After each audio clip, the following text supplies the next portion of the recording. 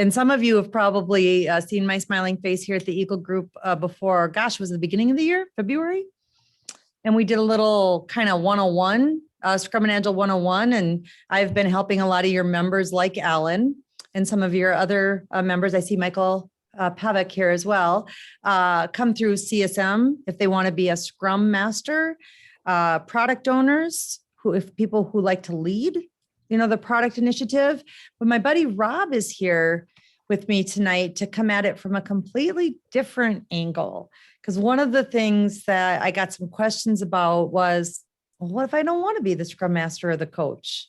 What if I don't want to be the person in charge of the product? What if I want to be a member of the team? That's where Rob comes in. He's going to be talking to you about the Certified Scrum Developer, because we support the Eagle Group members who want to come to that. But we're going to offer any answers that we can to any of your questions. This is your time to kind of pick our brain. So I'm going to turn it over to Rob to talk about developer, because we have Scrum Master, Product Owner, Developer. Sure. Before I get into that, though, you made me think, Angela, of the book, Turn the Ship Around, because that sort of gets at that, and it seems applicable for this group as well, that it talks about what that might look like if you were on a submarine. But I've never been on a submarine, but me neither. But David Marquet, who authored that book, and it's about the nuclear sub, the Santa Fe. If any of you have a chance to check it out, it's a great read. We had Andy Warshak from his crew come to I think one of the last Scrum Day Minnesota events that we were able to hold before the pandemic. And Andy was just a dynamic speaker, and he was talking a lot about how his job was to go make whatever came out of David's mouth happen. Right. And so David's like, I need this servant leadership attitude. I need these people bought in. And he's like, okay, well, how am I going to get them to come up with their own process? But he had this really funny quote I want to share with you guys, because it's a nuclear submarine, right? So they would start everybody off with cooking. And he would say, we're going to start with rice, not the reactor. We're going to start with rice, then the reactor, right? Let's baby step. Let's work our way up here. So our team loves that quote. So we're starting off with something that people think is remarkably simple, right? We're always like, let's start with rice, not the reactor. So, all right. Also, I'll clarify right away that when the Scrum Alliance talks about developer, they're referring to anyone on the team who is helping to build the product. So for example, even in the software world, testers, business analysts, and software developers would be considered a developer. And so the course, the new CSD course, Certified Scrum Developer course, is it's sort of oriented towards those people and what it would feel like to be on an Agile team or a Scrum team, and actually not be the person running the show, the product owner or the Scrum Master. Given that, there's also I like to sort of bend things towards the topic of software development, which is the original Agile purpose was to help teams build software in an iterative and incremental way. So they're building just enough for now and releasing it, and then getting feedback from customers or whomever is consuming the product, so to speak, and feed that back into the process, feed that back into the requirements. And so we don't lock down the requirements. We're constantly building for an adaptive and ever-changing marketplace. And the techniques to do that in software are also, they need to be different than what people are traditionally taught in software development. So I don't know if anyone has software development experience here.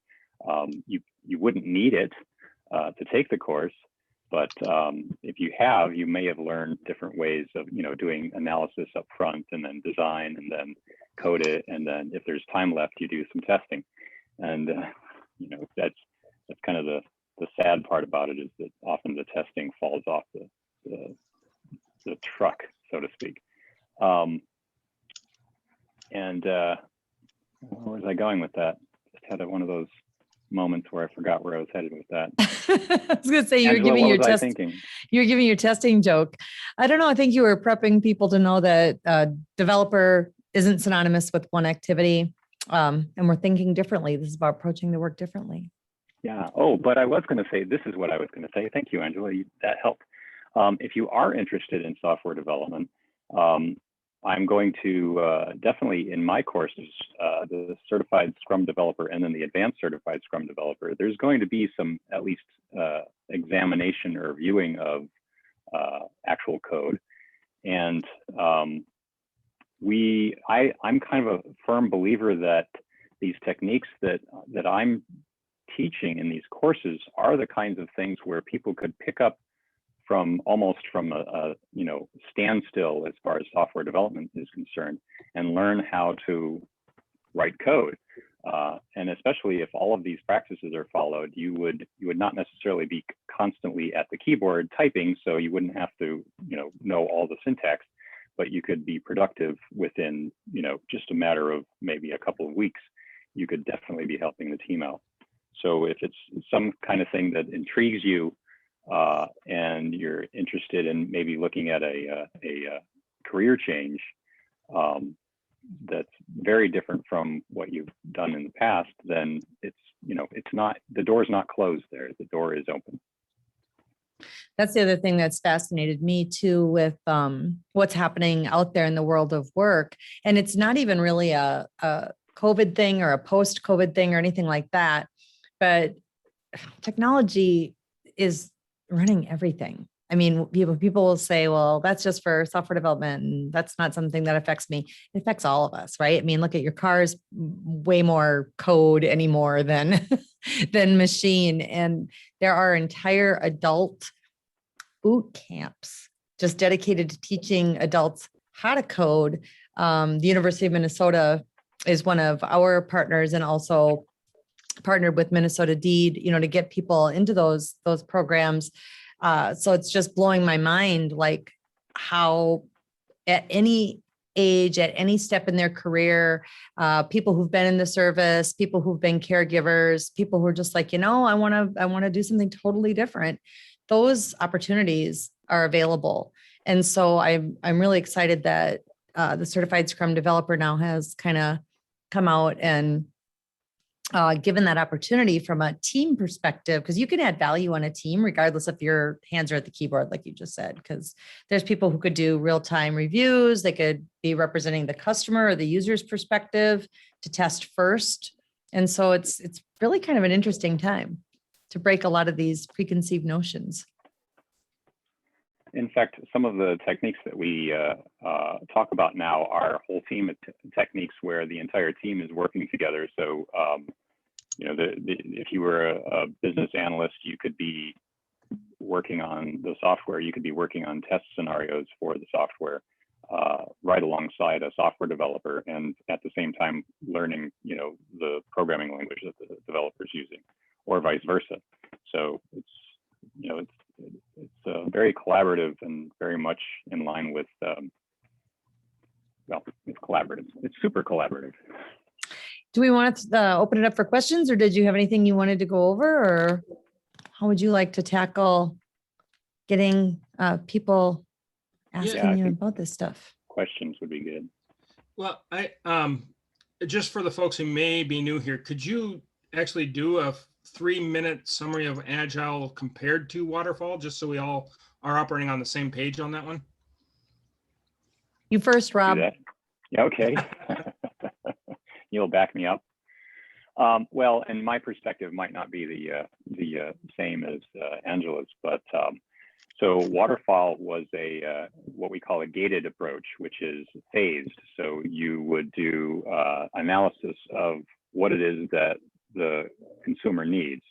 You would do design of the software. So you would design without writing code. You would, maybe draw some diagrams or what parts are going where and how it's working, whatever sort of technique was necessary to do the design. And then you would code, and you would write the code, and then you would presumably hand it off to some testers who would test it. And and then it would be delivered to the software, to the consumer. And that was called a waterfall approach, because it was sort of this, yeah. So it's phased step by step by step by step.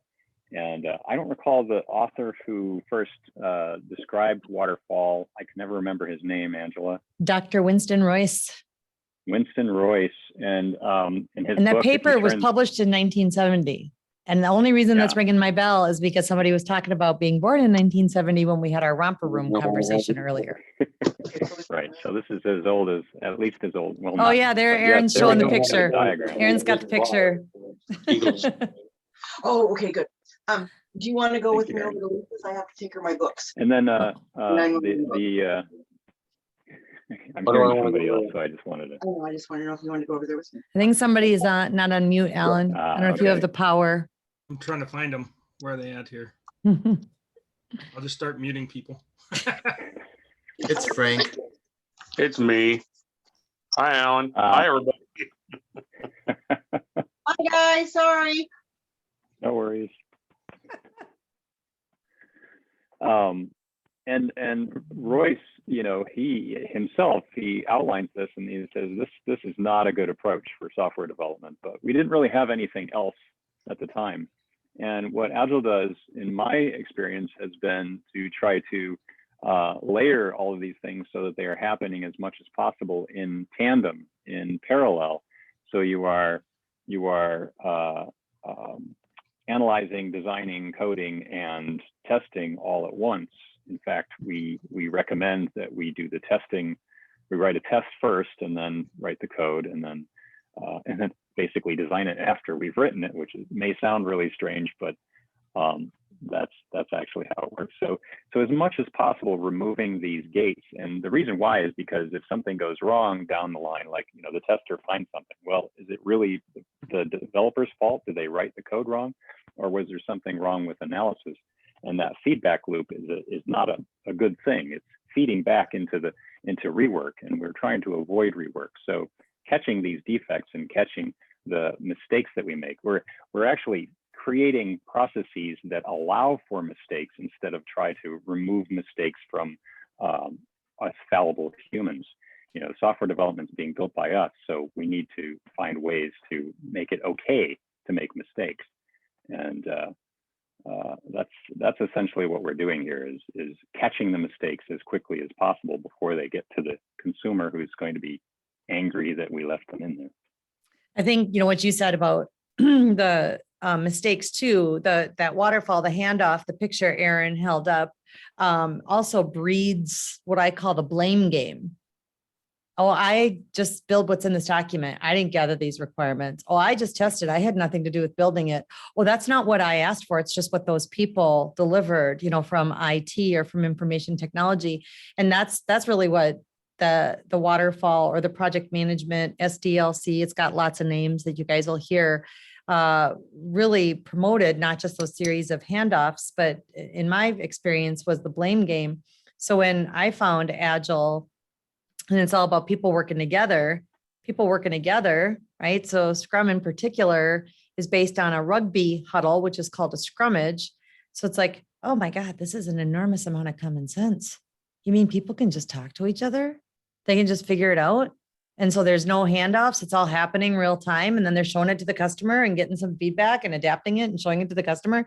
So for me, it was just common sense. And so I let the waterfall go and chose more of an agile way of working. Aaron's got his hand up first. Look at that, using the nice little electronic hand raise. So civilized, Aaron. But you're on mute. Alan teaches us well. So. Oh, he does. He's a good facilitator. But if it helps, I wanted to add in, right? Because I've had I'd love to work in change management software implementation, right? Which has a lot of agile and waterfall in it. So I've had the question from a number of hiring managers and recruiters of like, hey, Aaron, what experience do you have with waterfall? And I said, well, I've been in the military. It looks a little different.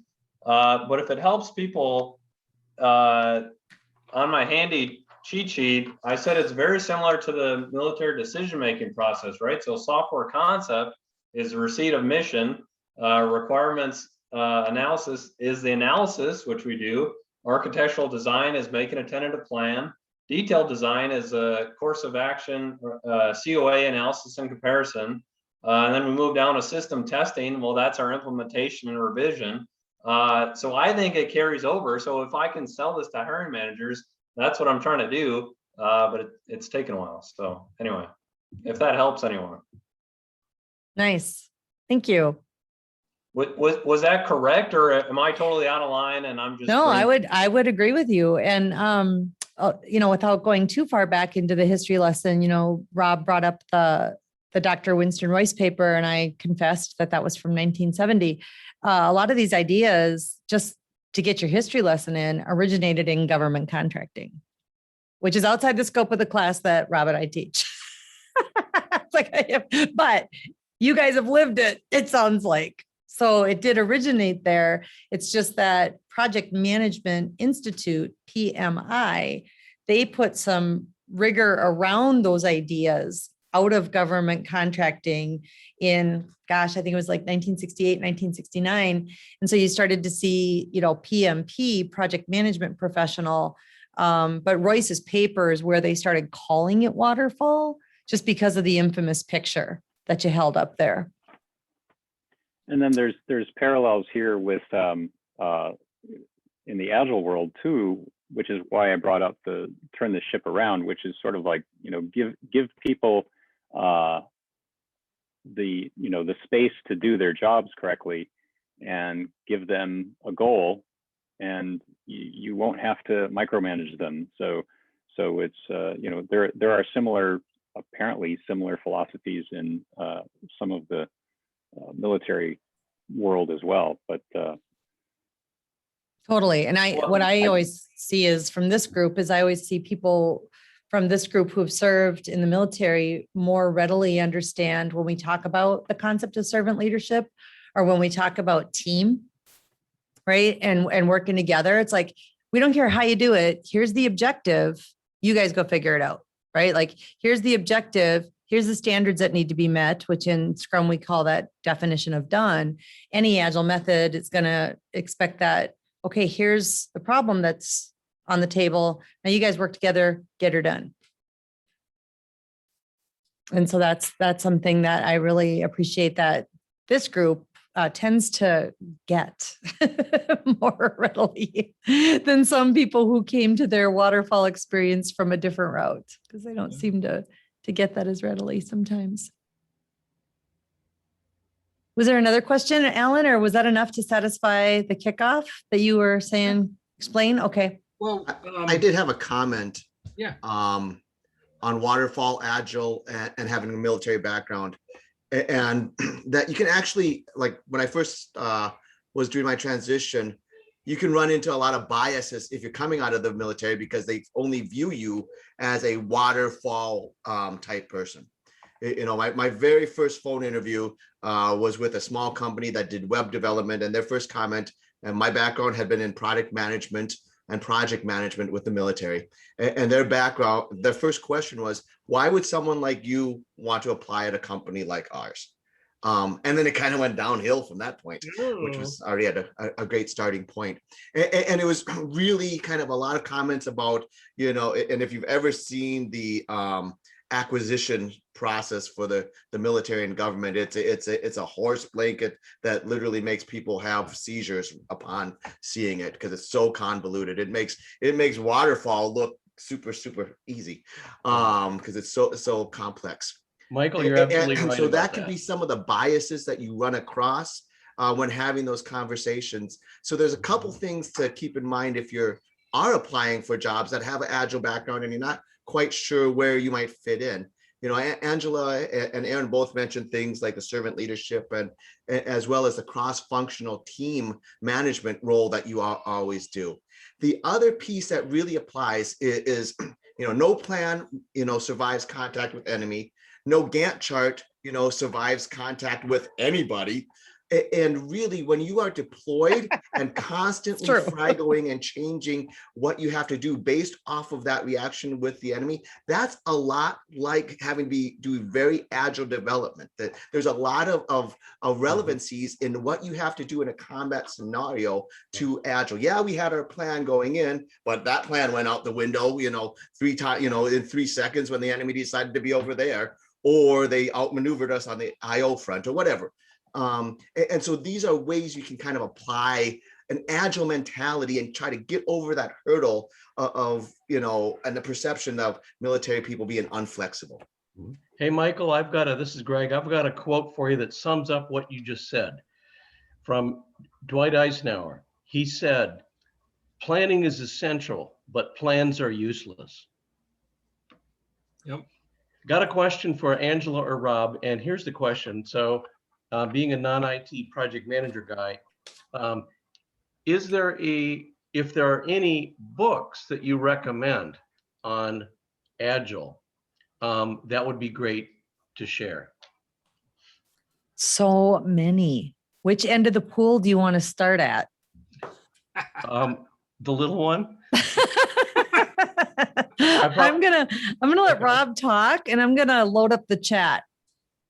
All right. Yeah. Well, as far as I have a tendency to jump into the deep end. So the one that came to mind right away, specifically for, well, it isn't actually specifically for software developers, but it's written by a guy named Jim Shore, who wrote The Art of Agile Software Development. And I think the title is rather interesting in his choice of words, because he does mention the word software. So if you are interested in software development specifically, it's definitely a good book, because it covers the basics of, it kind of covers Scrum, but probably doesn't use that word. It comes from the extreme programming practices. And he's also talking a lot about these practices that I deliver in the 2 certification courses, and it's very comprehensive, and it's also a little bit too large. So it's Greg will love it. So Rob, what I'm looking for is I want to kind of stay in the waiting end of the pool. So yeah, as a non-IT guy, having interviewed for a project where, long story short, the Navy Human Resources has 52 systems that they're trying to roll into one, and the developers use Agile. So where I'm coming from is it's a language. I would need enough to know, I guess, to be dangerous, to understand, have a grasp of Agile, by no means be an expert, but have an understanding of that, because there are other things in that job that I would need to get my arms around it. So I don't want to be an expert. I just want to have an understanding. Sorry. Yeah, I can think of 2 things right off the top. I would read the Agile Manifesto, which is online. And I threw that in the chat. Okay, and I would read the Scrum Guide, which is a 20-minute read. And the Agile Manifesto is actually shorter than that, and it's free.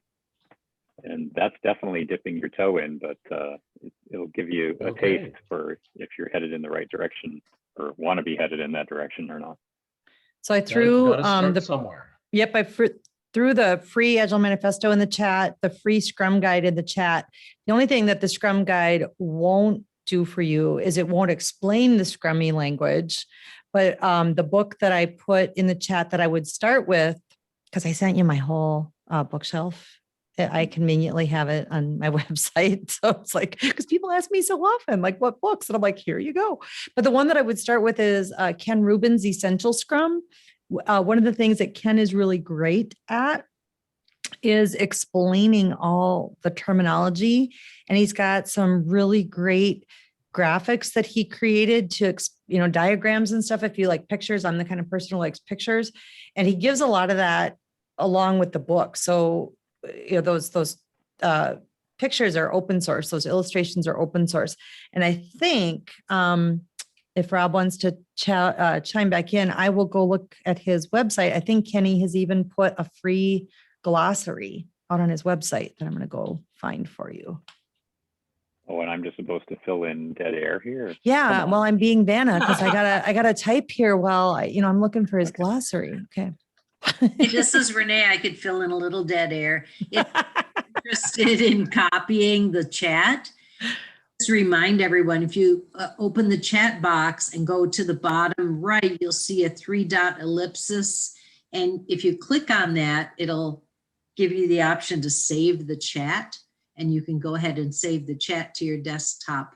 And then you'll get all those URLs and the great comments that folks are putting in there. Unfortunately, if someone puts an attachment in the chat, it will not save the attachment. So if someone posts a document there, you'll want to click and download that yourself. But you can save the chat, and that'll preserve the discussions and the websites for you. And thank you, Renee, because I got the free glossary link in there. Oh, and I'll, Very before helpful. you, I was going to put in the link to the certified, the CSD LOs, just if anybody's interested, and it's a PDF, but I'm sending you the link. So there we go. Yeah, I was gonna say that's a good call on the attachments. Don't always download. So I don't know if we're moving. This is Mike Ornette. A question too. You mentioned collaboration, and now with everybody working remote, how have you been finding that working and able to keep it going forward too? Because even my team, I'm on a Kanban team, but we're 3 people in Minneapolis, and then our other people are in Florida, Chicago, and New Jersey. So I don't see any need for us 3 to come into the office really, because it's not, we're on the computers anyhow. And how have you found better ways to keep that going during this? I can take that one if you'd like, Angela. Yeah, absolutely. I have been working with a number of teams who are remote, and oddly enough, they've taken the opportunity during the past year to do more what's called mob programming or ensemble programming, which is actually everybody on deck, essentially, all focusing on one task at a time. And what they do is they use it's all in software development. It's all working pretty well because one person is sharing his or her screen, which has the code or the test or whatever it is that everybody's looking at, and that person has their hands on the keyboard and they're working the keyboard. And there's usually one other person who is designated as the navigator. So we have the pilot and the navigator, and then the rest of the people are contributing by maybe through chat, saying something to the navigator. So the other thing that they're doing, I'm going to post another link here, is they're using this really simple scripting tool called Mob. And I'm posting the entire GitHub repo here, but specifically the one that you can see is most active when you go to that page is this tiny little tool called Mob. And all it is like a layer on top of Git, which is the repository. And what it does is it allows that person who's typing to then say, okay, I'm exhausted typing, every 5 or 10 minutes, whatever. I'm going to hand it off to somebody else. So he says, I'm done. And then somebody else uses the same script to say, okay, I'm the driver now. And they get their changes get pushed to this branch and then pulled back from the branch onto the new person. And within like 30 seconds, somebody else is driving. So it's actually been for them, in a lot of cases, easier than being in person. They miss being in person, but it's been easier because they just, there's just kind of you just leave a Zoom open all day and people wander away and they wander back in and there they are. They're all just there. Okay, great. Yeah, I'll definitely use that to sell it to my boss a little more too. Thanks. Yeah, because if you're, depending on where you're at on the whole going back in or not going back in, right? It's really interesting hearing the cases both ways. But the other thing that a team over at a company here in Plymouth, that a Scrum Master that I coached, they're doing this really cool thing. They call it study hall. It's like Rob said, you'll leave the Zoom open or whatever. They use Microsoft Teams. Instead of leaving it open all day, they have designated hours, like they have, and they call it study hall. So during study hall, it's like, let's say it's 2 hours where they'll just leave it open. And even if they aren't actively pairing or coding the same thing like Rob described, maybe it's, no, I really need to focus on this thing. I'm going to go heads down for a little bit, but just being open, having the channel open and they can visibly see each other. I could unmute myself and say, hey, Rob, I got a question for you because I'm stuck.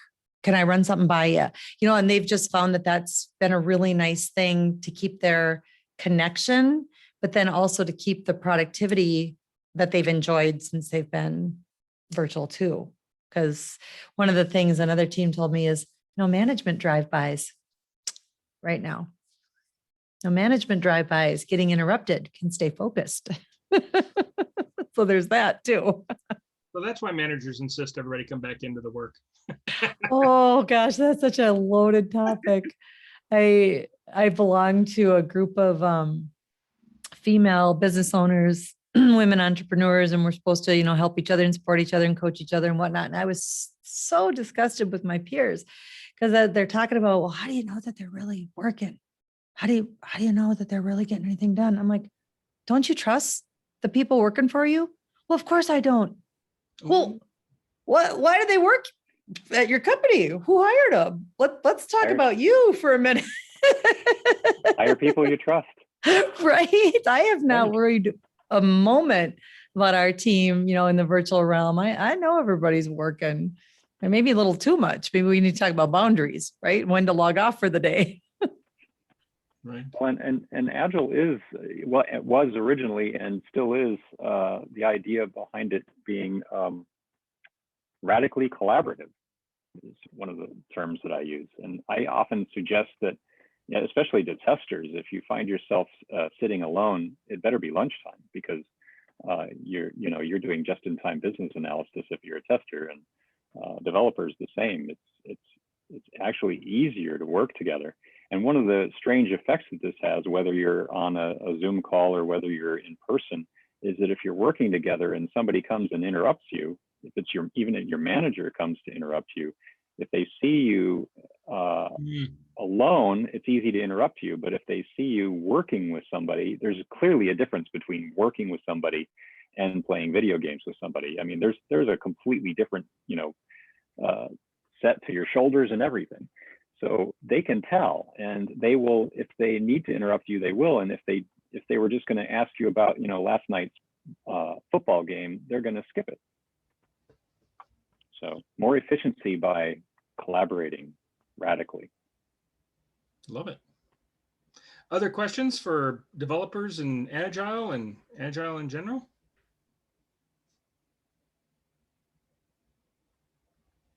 Yeah, I was going to ask, so what's the practical first step, right? So if you're transitioning from the military and have no Agile or waterfall or IT experience, is it to contact a recruiter? Is it to take a certification class? Is it to try to talk to a hiring manager about how you've got transferable skills? I mean, what is the barrier to entry? For my personally, what am I missing? But secondly, I mean, how have you seen other people transition from the military into a role of some, within IT? Want me to go first, Rob? Sure. Okay. And this is a great question, Aaron, because it was kind of our motivation for having Rob join me, because certainly a lot of your fellow Eagle Group members have come to a certified Scrum Master or a certified Scrum Product Owner. What those badges do is they're resume screeners. Do you know what I mean? Like you said, if I talk to a recruiter, if I throw my resume out there, for whatever reason, those are kind of the ones that recruiters have latched onto. Now the CSD is newer on the scenes. That's gets me into saying, well, you may also want to decide what you want to be when you grow up. You may want to think a little bit about what do you want to do? Do you want to be part of a team, or do you want to be that product owner, or do you want to be more of a coach? Because the CSM, the CSPO, and the CSD are all entry levels. I liken them to your driver's license. When you got that driver's license, you barely had to spend time behind the wheel took an online test, boom, you were permitted on the streets. It didn't say, oh, I've got years and years and years of experience. No. It said you're permitted on the streets. You got your experience by actually doing it. And so any of those entry-level credentials get you past the gatekeepers or get you past the resume screeners a lot of times. Then it's exactly what you said about highlighting your transferable skills and showing value as a part of any Agile team, regardless of which role. And then there's, of course, advanced level stuff once you do get 12 months under your belt, 2 years under your belt, and so on. But I always look at those entry level steps as a way in. And I would say talk to as many people as you can. Pretty much anybody that's come to one of our courses from the Eagle Group, it has started with a 30-minute phone call with me or a 30-minute Zoom call with me where I'm happy to field any sort of questions there, look at resumes, give feedback. I do tell people I am biased because I did have my project management credential for years and I let it go in February because I know, right? Alan, can you believe that? Just like, it's like, I let it go. I'm like, why do I pay these people every year? Because I don't use it. I work this way now. So I am biased, but I'm happy to have those conversations, happy to review resumes. Do think the entry level points are resume screeners. What you got, Rob? I have something sort of along a completely different line because you've done a good job with that, of course, Angela, and regarding certifications and that kind of thing. Well, I don't know if you can hear that helicopter. I can hear that helicopter. Okay, he's gone now. That happens a lot around here. I think that's the Black Ops, man. I think you're just imagining things. Oh yeah, that didn't really happen. They're all black helicopters that fly over my house. I'm not sure why. And are we allowed to joke about that stuff? Anyway, I would also suggest there are things like free online coding dojos, which you can play around with a particular programming language. I would recommend any of the coding dojos that encourage you to at least either write the test or they have tests. I've seen some recently where, and I couldn't find a link for you, it would take me too long, but I can always send it to you folks later, but I seem to remember one recently where they give you the test, the unit tests are running and they're all failing, and then you step by step make them work again. So if there's a particular skill that you're interested in, and one of the things I would say about software development is if you'll know fairly soon, fairly early on, whether it's something that you're enjoying or whether it's something that's going to be like pulling teeth for you. It's one of those things that you may not think you like it, but if you have sort of a logical mind, problem-solving mind, you might really get into it. So it's worth taking a look at one of these online coding dojos and playing around with one of those. And I'll chime in here a little bit too, because I know a little bit about your background and stuff. I would, because I'm a group facilitator and I advocate networking, I would advocate networking from the point you are to veterans that are at companies where you want to work, who are doing either product owner or Scrum Master role, and say, tell me about your journey. Tell me about how you got from waterfall to this, like, what was that path for you? I'm curious because I'm starting to see about maybe going the same path. Would you give me 20 minutes of your time to explain how you got from where you were to where you are? Because it'll do two things. One, it'll give you a lot of different perspectives, but it'll also give you a networking connection that will be more sincere in some ways. In other words, it'll be more, I really want to know this. I don't want to just set this up as a fake meeting so that I can, get to, hear about jobs at the company. I really want to know if I want to do this or not. And I think that's a sincere place to start. Does that help or does that resonate? Yeah, no, that absolutely does. The thing that didn't sit exactly well, right, was people that have been in the military, maybe even 20 to 30 years, but then saying, well, you've got to do this exact same certifications and entry level certifications that a 22-year-old college graduate does. That's incongruent to me, right? Because you could have, maybe this senior military person could have managed, you know, the IT infrastructure at the Pentagon.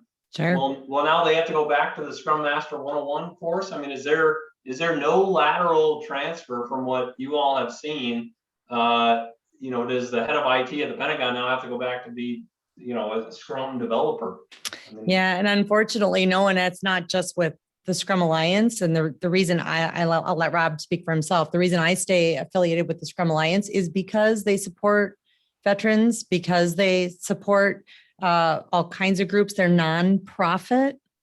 There are other competing certifications out there in the world of work. Absolutely. But not even the Project Management Institute, not even the PMP has some sort of, yes, we will take that experience and kind of let you leapfrog this first step. And theirs is even way more expensive, and it's 4 hours. It's a 200 question test. It's crazy. So from a certification perspective, I don't know of anyone out there that does that. Now, let's talk about none of that. Let's talk about employers. There's a huge pool out there.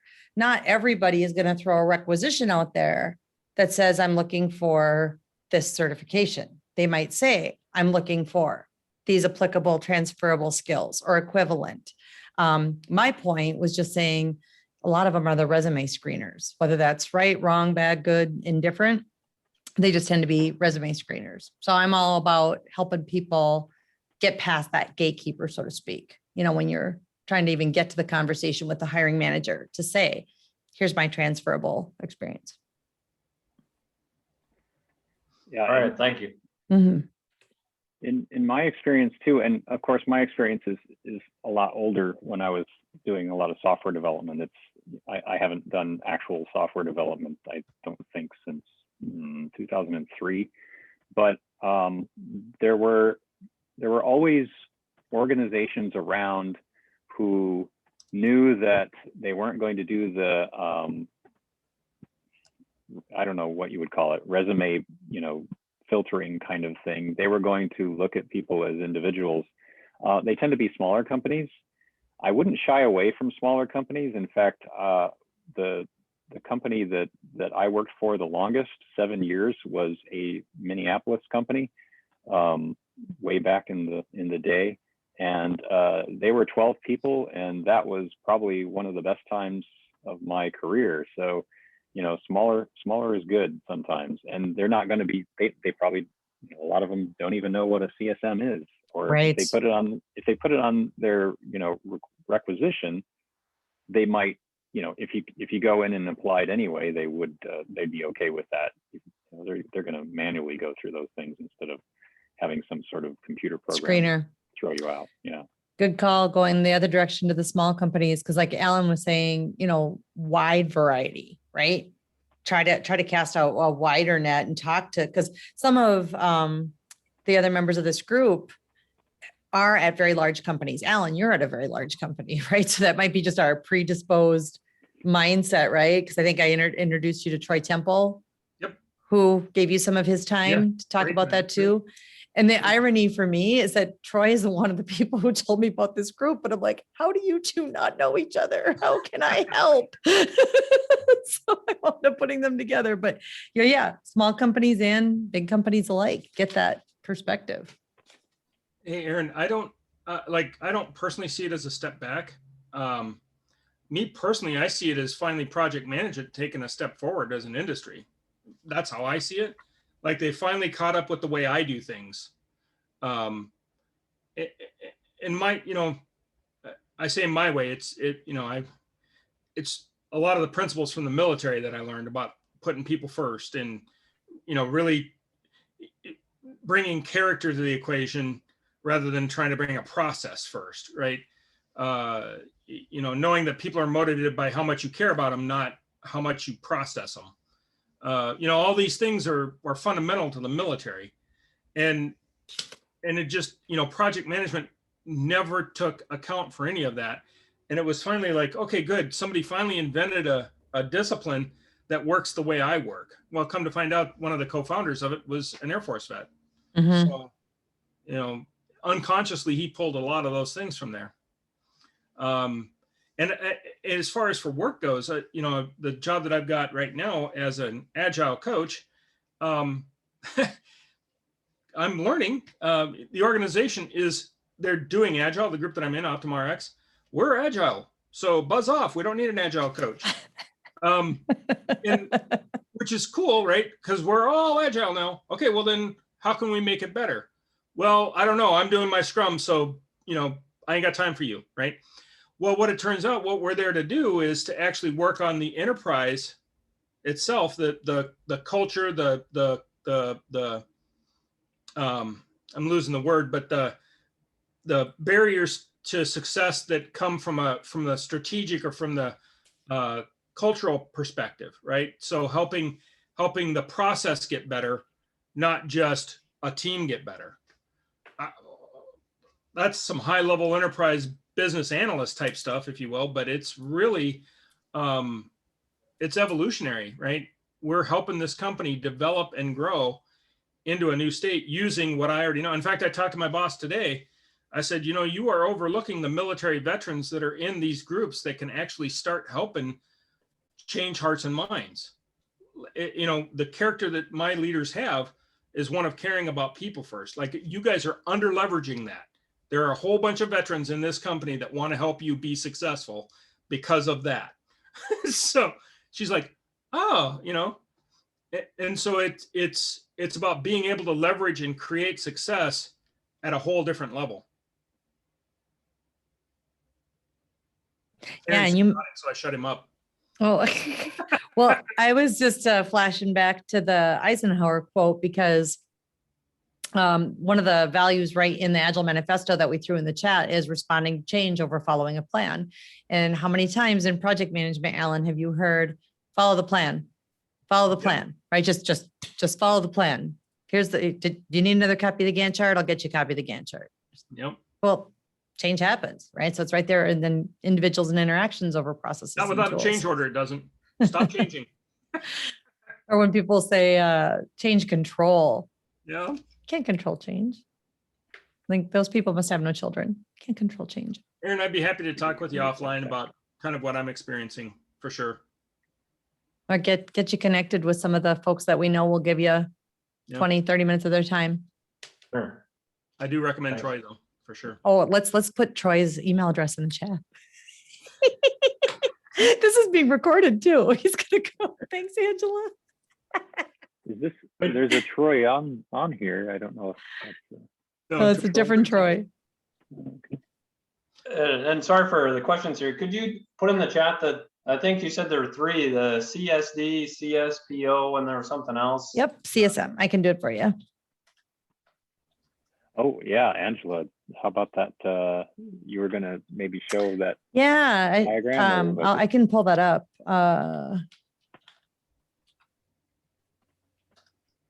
Let's see if I can find that. And Alan, she might need permission to share her screen if she doesn't already. All taken care of. Carte blanche. Okay. Whatever you want. All right. But you might get it eaten by a slavering Gru. I might get eaten by what? Rob knows. Gru. You have to ask Rob. Yeah. Okay. Oh, he's been checking out my one of my many social media. I was trying to think of that. That's the term. There's the pretty picture from the Scrum Alliance. So they have the different finally all look the paths. same. Right. So the one that Rob's working with us on is the developer track right here. And then Alan is a graduate of both of these programs. Michael Pavic, you've got the CSM, yes? Nope, I got the CSPO. Oh, that's right. You're in the CSPO. Were you in there with Dag? Because there was a couple other, wasn't there somebody else from this group in there with you? So Not with mine.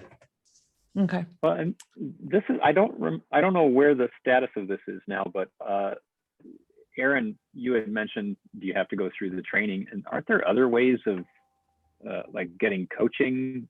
You can do it Maybe through even coaching. informal coaching? You can do it through coaching. So at Alan's company, they have somebody who holds the enterprise coaching credential. Instead of going to a training class, they can also give somebody the credential after sitting down and having the coaching conversations about the learning objectives instead of going through a training class. That probably works a little bit better internally than trying to apply for a job, Yeah. unfortunately. But Yeah. What other good questions do we have?